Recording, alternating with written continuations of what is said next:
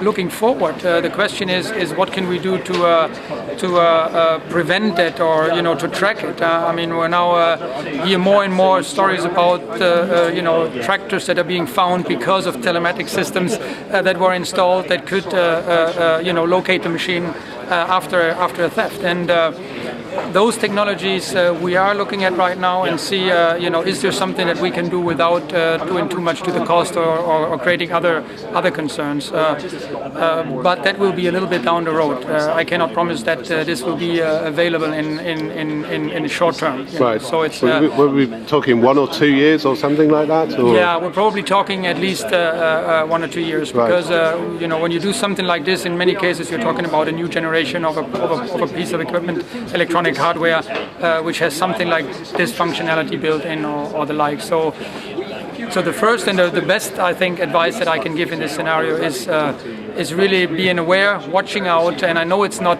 something that the operators want to do, but I believe from a John Deere perspective, we're also trying to make it not too difficult for the operators to remove. But again, when we make it not too difficult for the operators, that also means if you are not watching out, also a thief can remove it very easily. And I think that's something we just have to be aware of.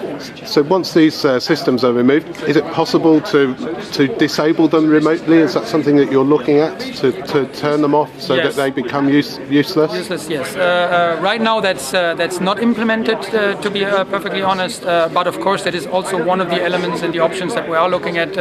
Can we remotely disable once a stolen unit is being reported, and that's something we are considering definitely, and maybe even from an implementation perspective, cost perspective, that might be a very doable option as well. So we're looking at various options, technologies, to see how we can solve the problem. What sort of other options are you looking at? Well, one option is I would say better integration, or more integration, and we have seen that in the past already. If you think about our display units, our consoles and the cabs, they have more and more now being integrated into command arms, or into the dashboard, so to speak, into the control system. So they are not just a unit that is easily exposed and that is just taking 2 screws to remove, right? So they are part of a larger panel. That should help that. Then locking systems, for instance, on the pieces that are exposed on the outside of the machine.